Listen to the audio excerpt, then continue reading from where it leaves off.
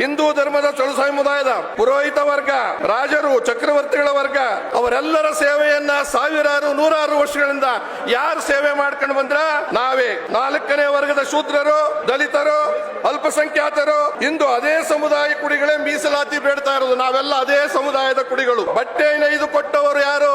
ಆ 3 ಜನಾಂಗ ದೇವಾಂಗದವರು. ಅದನ್ನು ಹೊಲೆದು ಕೊಟ್ಟವರು ಯಾರು? ಸಿಂಪಿಗ.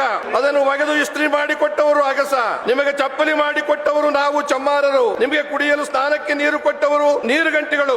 ನಿಮಗೆ ಕ್ಷೌರ ಮಾಡುತ್ತಲೇ ಬಂದವರು ನಾವು ಸವಿತಾ ಸಮಾಜ. ನಿಮಗೆ ಸಂಧ್ಯಾ ವಂದನೆ ಪೂಜೆಗಾಗಿ ನಿಮ್ಮ ಗರ್ಭಗುಡಿಗೆ ದೇವರ ವಿಗ್ರಹ ಮಾಡಿಕೊಟ್ಟವರು ವಿಶ್ವಕರ್ಮ. ದೇವರ ದೀಪ ಹಚ್ಚಲು ದೀಪ ಮಾಡಿಕೊಟ್ಟವರು ಕುಂಬಾರ. ದೀಪಕ್ಕೆ ಬತ್ತಿ ಮಾಡಿಕೊಟ್ಟವರು ಒಕ್ಕಲಿಗ. ಅದಕ್ಕೆ ಎಣ್ಣೆ ಮಾಡಿಕೊಟ್ಟವನು ಗಾಣಿಗ. ದೇವರ ಪೂಜೆ ಅರಳಿಸಿನ ಕುಂಕುಮ ಕೊಟ್ಟವನು ಬಲಿಜ. ಅದಕ್ಕೆ ಬುಟ್ಟಿ ಮಾಡಿಕೊಟ್ಟವ ಮೇದಾರ. ಹೀಗೆ ಇವತ್ತು EWS 10% ಮೀಸಲಾತಿಯನ್ನ ಕೊಟ್ಟಿದ್ದಲ್ಲ, ಅದನ್ನು ಕಿತ್ತಾಕ್ಬೇಕಾಗಿದೆ.